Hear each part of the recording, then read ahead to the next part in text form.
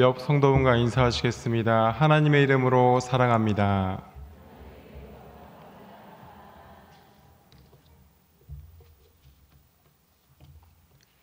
저 찬양대가 항상 찬송가 하셨는데 제가 또 설교한다고 대곡을 준비하셔가지고 설교하기 전에 서 있다가 은혜 받아서 울 뻔했습니다. 우리 큰 박수로 다시 한번 그 찬양대 격려해 주시겠습니다. 감사합니다. 오늘 수요 강좌에 오신 여러분, 말씀 강좌에 오신 여러분을 하나님이 주시는 크신 은혜와 평강이 함께 하시기를 간절히 바랍니다. 저는 오늘 여러분들과 신명기를 같이 살펴보면서 모세가 죽기 전에 느보산에서 남긴 세 편의 설교를 통해서 하나님이 모세를 통해서 이스라엘 백성들에게 하시고자 하신 말씀이 무엇인지를 알아보도록 하겠습니다. 먼저 우리는 신명기가 무슨 뜻인지를 먼저 알아보도록 합니다. 신명기는 한자인데요.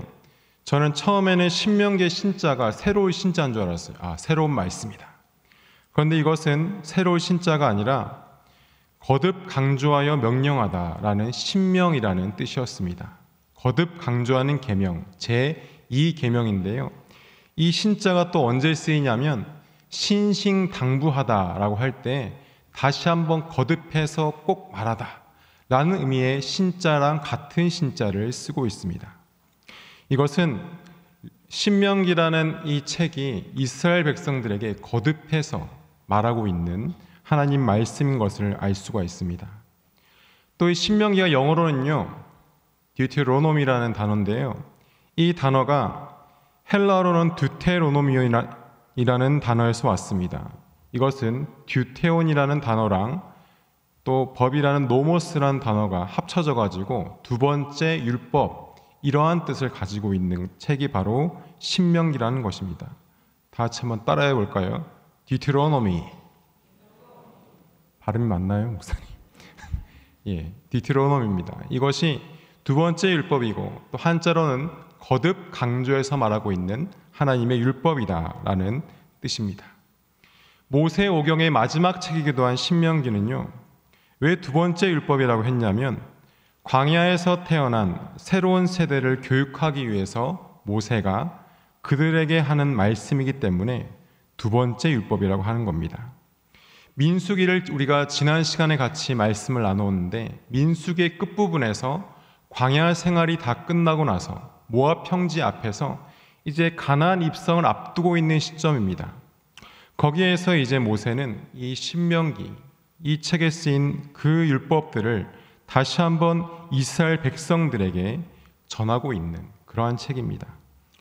그래서 저작 연대는 1407년경으로 추정을 하고 있습니다.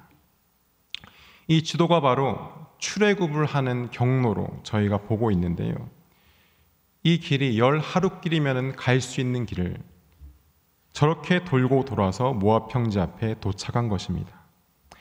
이스라엘 백성들이 믿음으로 하나님 말씀에 순종했다면 11일 만에 갈 길을 불신과 불순종으로 38년이라는 시간에 걸려서 저렇게 돌아서 가게 되었습니다. 지난 시간 민수기에서 바로 우리는 그 38년간 광야에서 유리하는 이스라엘 백성들의 모습을 보았습니다. 그리고 그 백성들은 스스로를 메뚜기 같다 그랬어요. 유재석 같다, 메뚜기 같다. 근데 그 세대가 다 죽고 난 시점이 바로 38년이 지난 시점이었습니다. 그래서 하나님께서는 가나안 땅에 하나님이 주신 그 소망을 품고 있는 사람들, 새로운 세대를 준비시키셔서 그들에게 하시고자 하는 말씀을 이 신명기에 담아서 모세를 통해 말씀하신 것입니다. 모세 오경은요, 모세가 쓴 책들인데 창세기, 출애굽기, 레위기, 민수기, 신명기 5권의 책입니다. 지난 시간 동안 우리는 창세기부터 민수기까지 살펴보면서 하나님께서 창세전부터 예비하시고 그 이스라엘 백성들을 쭉 이끌어 오신 것을 우리는 그 여정들을 볼 수가 있었습니다. 이 창세기부터 민수기까지 모세 오경의 큰 특징을 어떤 학자가 영어 단어로 D로 시작하는 5개의 단어로 정리했는데요.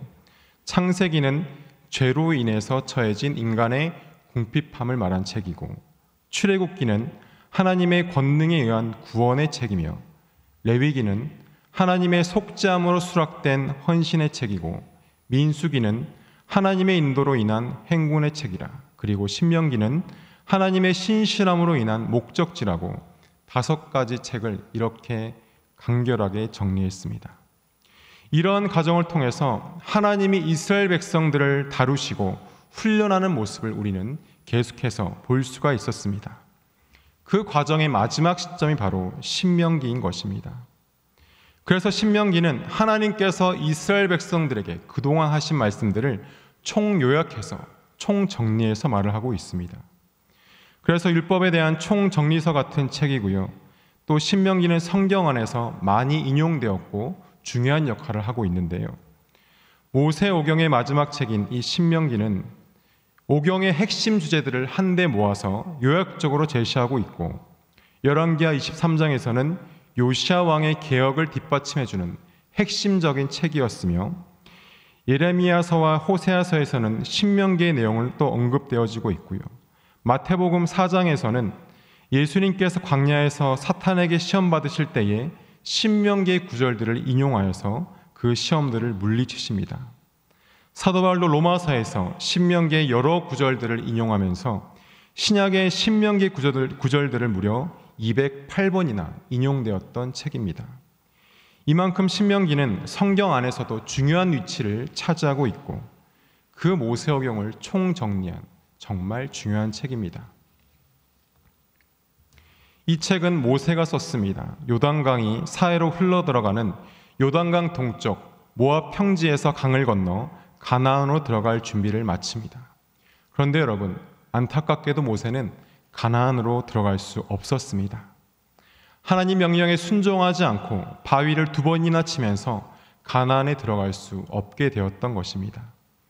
신명기 4장 21절로 22절에 보시면, 여호와께서 너희를 말미암아 내게 진노하사 내게 요단을 건너지 못하며 내 하나님 여호와께서 내게 기업으로 주신 그 아름다운 땅에 들어가지 못하게 하리라고 맹세하셨은즉 나는 이 땅에서 죽고 요단을 건너지 못하려니와 너희는 건너가서 그 아름다운 땅을 얻으리니 라고 모세가 고백했어요. 모세는 이 요단강 건너 가나안 땅만 바라보면서 이까지 왔는데 그 땅에 들어가지 못하는 얼마나 그 안타까운 마음이 이 구절에 드러나고 있는 것이겠습니까? 그리고 그 백성들은 우리는 메뚜기 같다라고 했던 그 제1세대는 광야에서 다 죽고 완전히 새로운 세대였기 때문에 그들에게 다시 한번 하나님 말씀을 교육해야 되는 필요성이 있었습니다. 가나안 땅이 어떤 곳이었냐면 하나님께서는 젖과 꿀이 흐르는 땅이라고 하셨습니다. 그래서 젖과 꿀이 흐르기 때문에 많은 사람들이 진을 치고 살고 있었습니다. 그래서 이방 신들과 우상이 만연한 땅이었고 온갖 화려한 것들로 가득한 물질주의가 만연한 곳이 또한 그곳이었습니다. 그래서 이에 대해서 영적 무장을 하기 원했어요. 그곳에 들어가서 이방 신들, 우상들, 물질주의에 만연한 것들, 이러한 것을 이겨내려면 영적 무장이 필요하다. 그래서 모세는 3편의 설교를 통해서 이스라엘 백성들에게 말하고 있는 것입니다. 여기가 어디냐면요, 여러분, 느보산에서 바라본 모압 평지 넘어 가나안 땅으로 가는 길입니다. 날씨가 좋으면 저 뒤에 있는 요단강이 보이고요, 그 너머에 있는 가나안 땅까지 보인다고 합니다. 날씨가 좋으면 요단강 건너 가나안 땅까지 보이는 느보산 위에서 모세는 본인도 너무나도 가고 싶었지만 갈 수 없는 그 가나안 땅을 바라보면서 이스라엘 백성들에게 3편의 설교를 시작합니다. 여러분들 유인물 뒤편에 보시면 신명기서를 내용을 요약해 놓은 곳이 있습니다. 그 3편의 설교를 통해서 지금까지 인도하신 하나님의 인도하심의 그 과거를 회상하고 하나님이 알려주신 율법을 재교육하고 앞으로 인도하실 하나님의 비전을 나누고 있는 것을 볼 수가 있습니다. 신명기서는 모세의 3편의 설교로 이루어져 있지만 크게는 2 부분으로 나눌 수 있습니다. 1장부터 11장까지는 광야에서 방랑을 회고하고 12장부터 34장까지는 현재의 경건한 삶과 미래를 향한 비전을 제시하고 있습니다. 대부분에 보시면은 두 부분으로 나눠져 있는 것을 볼 수가 있습니다. 1장에서 11장, 광야에서 방랑을 회고, 12장에서 34장, 현재의 경건한 삶과 미래를 향한 비전, 크게 두 부분으로 나눠져 있어요. 그리고 소 구분을 보시면 11장까지 부분에서 모세는 가나안 땅에 들어갈 그 2세들에게 십계명을 교육합니다. 그들은 십계명을 들어는 봤지만 제대로 교육받지 못한 세대였습니다. 그래서 모세는 십계명을 가르칩니다. 그리고 38년간 고통스러웠던 하나님의 신실하신 인도하심이 있었던 그 길을 그들에게 말하고, 그것이 하나님 앞에서 이스라엘 백성들의 욕심과 교만을 내려놓는 훈련이었음을 모세는 가르쳐주고 있습니다. 모세의 시선은 다음 세대들에게 있었습니다. 이 세대들, 새로 일어난 세대들이 가나안 땅에 들어가서는 하나님의 십계명을 지키며 우상과 이방신들 앞에서 영적 무장하여서 하나님의 그 말씀을 지켜 행하는 삶을 살았으면 좋겠다 하는 마음으로 모세는 말하고 있는 것입니다. 그런데 인간은 여전히 악을 행하며 하나님을 거역합니다. 모세가 시내산에서 계명을 받기 위해 간 그 공백 사이에 인간은 또한 금송아지를 만들고 그것을 여호와 하나님이라고 섬기는 악을 행했던 그 백성들을 회상하면서 하나님의 신실하심에 순종하라고 권면을 하고 있습니다. 12장부터는 하나님이 주신 십계명을 다시 설명하면서 우상이 아닌 하나님만을 바라보아야 하는 그 이유와 섞이지 말아야 하는 삶, 그 이방민족들, 이방신을 섬기는 그들과 구별되어야 되는 삶에 대해서 말씀하고 있습니다. 그리고 신명기 14장과 26장에는 11조의 정신에 대해서 말하고 있습니다. 여호와께 드리는 예물은 어떠한 태도로 드려야 하는가? 받은 축복대로 바치는 것을 즐겨하시는 하나님에 대해서 분명히 말하고 있는 것입니다. 신명기 17장에는 하나님이 이미 이스라엘이 왕을 요구할 것을 아시고 왕을 세우는 방법을 또한 말하고 있는데요.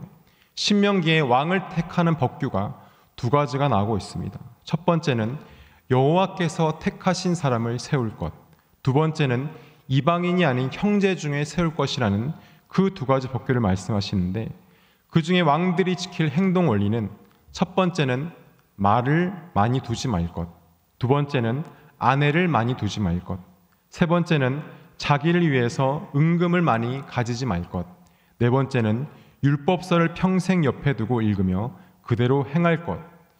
이스라엘 백성들이 언젠가는 왕을 요구할 것이라는 것을 미리 아시고는 이 신명기에서 왕에 대한 규약도 말씀하고 있습니다. 그런데 이러한 규약들이 솔로몬 때부터 무너지기 시작하였고 왕국이 분열되고 이스라엘은 멸망하는 비극을 맞게 되어집니다. 사랑하는 성도 여러분, 아무리 왕이라 할지라도 하나님 말씀을 지켜 행하지 않으면 그는 무너질 수밖에 없고, 왕이 무너지면 그 나라도 무너지게 되는 것입니다. 사랑하는 성도 여러분, 하나님 말씀을 지켜 행하시기를 바랍니다. 그리고 절대 무너지지 않는 그 하나님의 말씀 가운데 서 있어서 우리는 너무나 쉽게 무너지지만 그 말씀 가운데 올바로 서 있으며 그 말씀을 지켜 행해서 무너지는 것이 한순간인 우리 인간의 나약한 가운데에, 교만하고 변하는 것이 한순간인 인간의 삶 가운데에 주님 주신 말씀을 부단히 지켜 행함을 통해서 하나님이 주시는 영광과 축복을 누릴 수 있는 우리가 되기를 간절히 바랍니다. 그래서 우리의 삶 가운데 하나님 말씀을 어떻게 지킬 것인가, 어떻게 행할 것인가를 항상 고민하며 우리는 나아가야 할 것입니다. 모세는 분명히 다음 세대들, 신명기서를 통하여서 그들에게 말하고자 하는 것은 이렇게 하나님 말씀을 지켜 행할 때에 하나님께서는 그 삶에 역사하시고 은혜와 축복의 삶으로 인도하시는 것을 분명히 말하고 있는 것입니다. 지켜 행하는 것에 대해서 모세는 계속해서 강조하고 있습니다. 어떻게 하면 하나님 말씀을 지킬 것인가, 그리고 어떻게 하면 믿고 순종하여 그 말씀을 행할 것인가. 우리가 신앙생활할 때 이러한 고민이 바로 우리의 고민이 되었으면 좋겠습니다. 항상 교회면 고민하는 거예요. 내가 어떻게 하면 하나님 말씀을 지킬 수 있을까? 어떻게 하면 그 목사님 말씀 가운데 있는 그 진리를 내 삶 가운데 적용할 수 있을까? 어떻게 하면 그 말씀을 내 삶 가운데 행할 수 있을까? 이것을 우리는 고민해야 한다고 생각합니다. 그 고민 가운데에 하나님께서는 축복의 길과 영광의 길로 나가는 것을 우리에게 보여주실 것입니다. 그리고 신명기 28장, 이것은 신명기의 하이라이트인 축복의 장입니다. 여기서 축복에 대한 모세의 강조점은 우리가 받은 복의 내용이 아니라 복을 받을 수 있도록 계명을 지켜 행해야 한다는 것입니다. 구원은 하나님의 무조건적인 은혜이지만 축복은 하나님 말씀을 지켜 행하는 자에게 주시는 조건부 축복임을 신명기서에서 분명히 밝혀주고 있습니다. 이 축복이 단지 물질적인 것만을 말하는 것이 아니며 하나님 주신 은혜와 평안함, 형통한 삶, 이러한 모든 것들이 포함된 축복인 것을 말합니다. 지켜 행하면 복을 받고 그렇지 못하면 저주가 있다. 이러한 것의 분명한 말씀이 28장에 나와 있습니다. 우리 삶 가운데에 하나님의 복을 구하며 나간다면 우리는 그 이전에 하나님 말씀에 대해서 믿고 순종하며 지켜 행할 때에 우리는 주님 주시는 그 은혜의 자리에 나아갈 수 있을 것입니다. 우리 옆 서동과 인사하겠습니다. 하나님 말씀을 지켜 행합시다. 그 말씀 가운데 길이 있습니다. 이러한 신명기를 통하여서 6가지 가르침을 우리는 알 수가 있는데요. 이 신명기를 통해서 구약 전체를 이해하는 기초가 될 수 있습니다. 첫 번째는 따라합시다. 여호와는 한 분이시다. 신명기 6장 4절에 이스라엘아 들으라 우리 하나님 여호와는 오직 유일한 여호와이시니라 했습니다. 이것은 기독교 신앙의 가장 기본적인 근원이 되는 것입니다.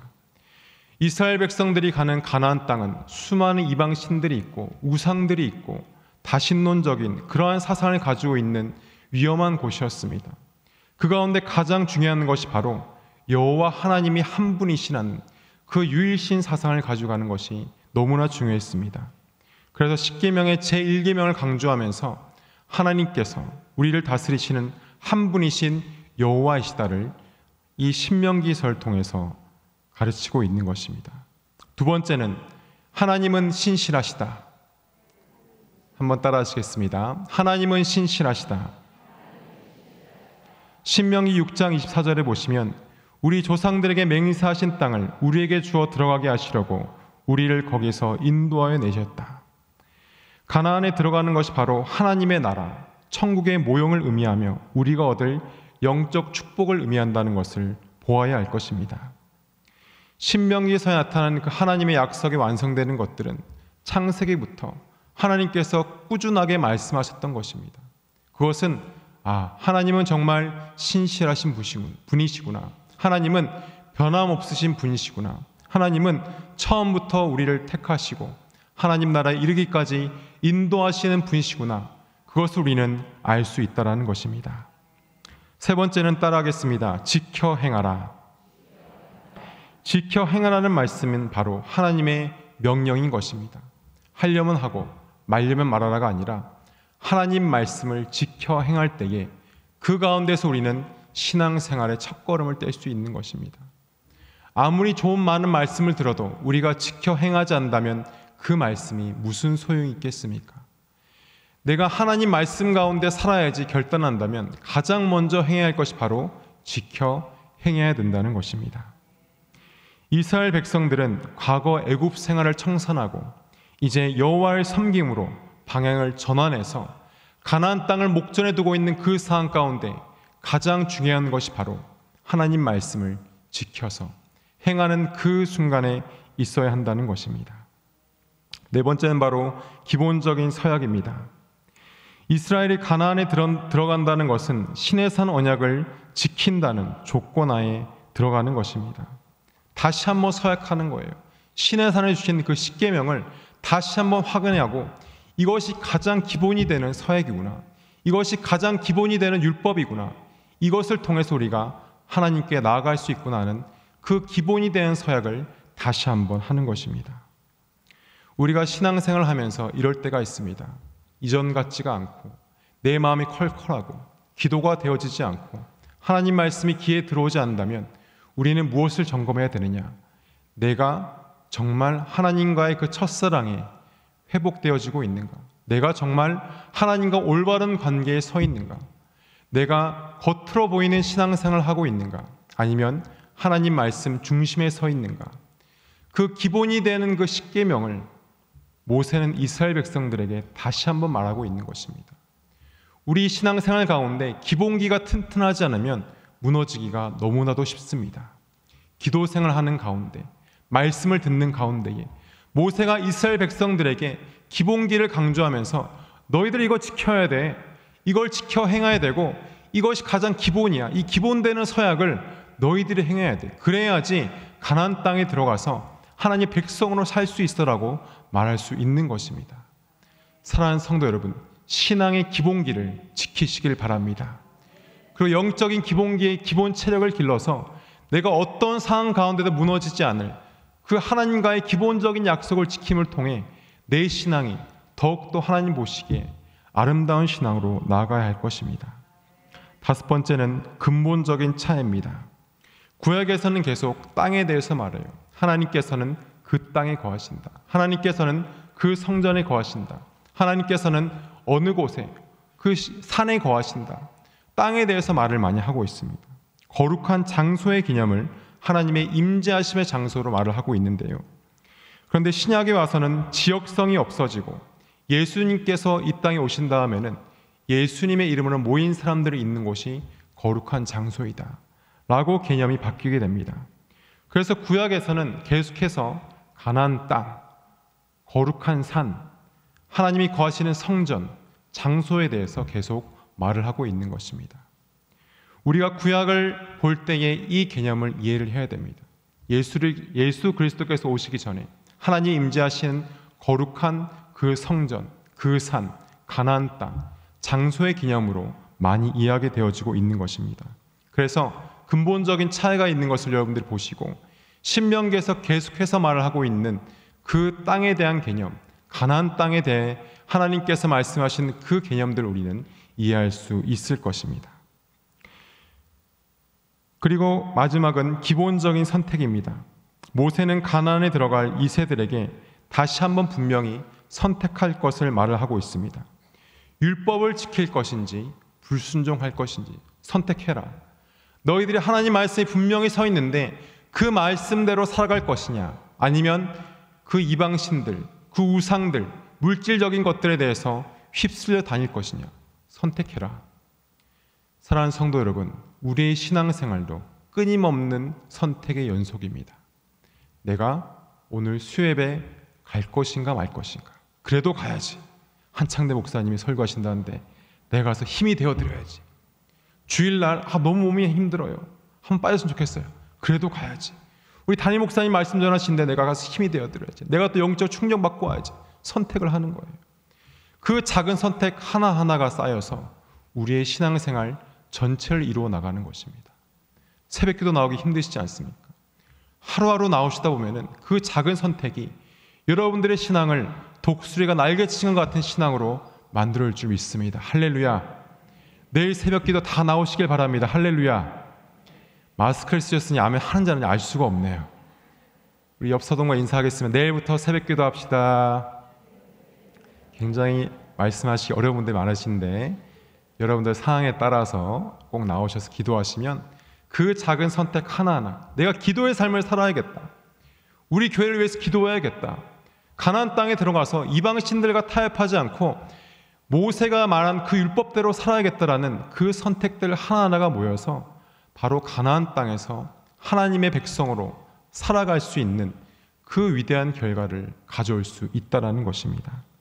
그래서 모세는 정말 원했을 거예요. 저 새로운 세대들이 정말 이방신들 앞에서, 우상들 앞에서 선택해야 될 순간에서 내가 말한 이 세 편의 설교를 통해 하나님 율법 가운데 서야겠다는 그 마음을 가졌으면 좋겠다. 이 안타까운 마음을 모세는 가지고 있지 않았겠습니까? 그 다음 세대들이 하나님 말씀 가운데 바로 서서 하나님 말씀대로 살았으면 좋겠다. 그 말씀을 지켜 행하는 세대가 되어서 요단강 건너 나는 들어갈 수 없지만 그들은 들어갈 가나안 땅에서 주의 백성으로 살았으면 좋겠다. 그 간절한 마음을 가지고 그 설교를 하지 않았겠습니까? 사랑하는 성도 여러분, 여러분들도 우리 교회 다음 세대를 위해서 이 간절한 마음으로 기도하시고 말씀을 보시고 나아가시기를 바랍니다. 저는 신명기서를 준비하면서 모세의 마음에서 그 다음 세대를 향한 그 뜨겁고 간절한 마음을 보았습니다. 얼마나 걱정되었겠습니까? 차라리 내가 들어가서 같이 했으면 얼마나 마음이 편하겠습니까? 내가 갈 수 없는 길을 가는 그들에게 하나님은 어떤 은혜와 축복을 주실까? 혹시 이방 신들에게 휘둘리진 않을까? 힘들진 않을까? 밥을 굶는 건 아닐까? 여호수아가 잘하긴 하겠는데 나만큼 할 수 있을까? 수많은 고민들과 생각이 들었을 거예요.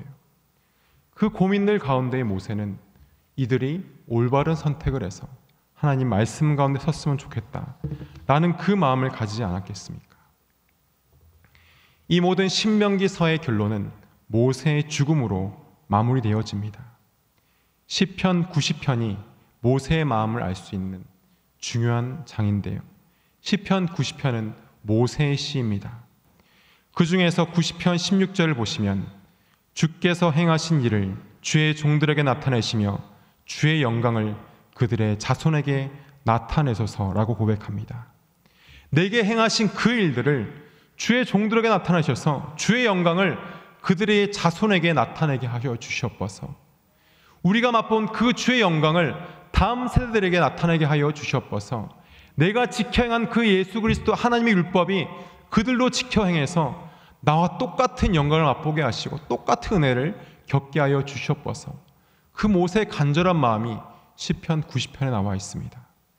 오늘 집에 가시면 시편 90편 한번 읽고 주무시길 바랍니다. 할렐루야. 아멘 안 하세요? 할렐루야. 그걸 읽으시면 오늘 제가 한 모든 말씀이 여러분들 이해가 되는 거예요. 아, 모세가 이런 마음이었구나. 모세가 이런 마음에서 정말 하나님께 나아가면서 그들을 세 편의 설교를 했구나 라는 것입니다. 모세는 죽는 순간까지 눈이 흐리지 않고 기력이 쇠하지 않았지만 주님 품으로 돌아갔습니다. 더 이상 욕심을 낼 수도 그리고 하나님 앞에서 부탁할 수도 없는 상황에서 그는 모든 것을 털어버리고 모압 땅 골짜기에 장사되었습니다.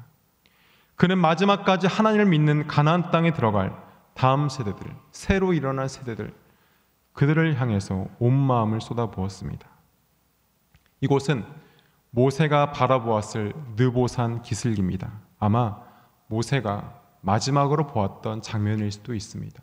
느보산에 서서 하나님께서 나는 여기까지구나. 나는 저 강을 건널 수가 없구나. 바라보았을 산 기슭이 아니겠습니까?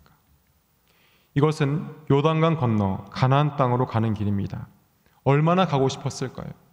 정말 가고 싶었지만 하나님께서 모세에게 맡겨진 소명은 여기까지였습니다. 신명기서 3편의 설교를 통해서 모세오경을 총정리해서 그들에게 알려주고 가르쳐주고 올바른 길로 갈 수 있도록 인도하는 것.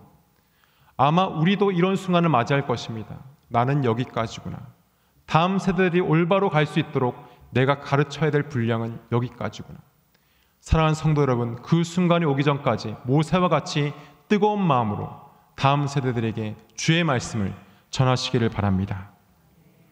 이곳은 모세가 묻혔다고 표시되어 있는 비석입니다. 느보산에 가면 있는데요.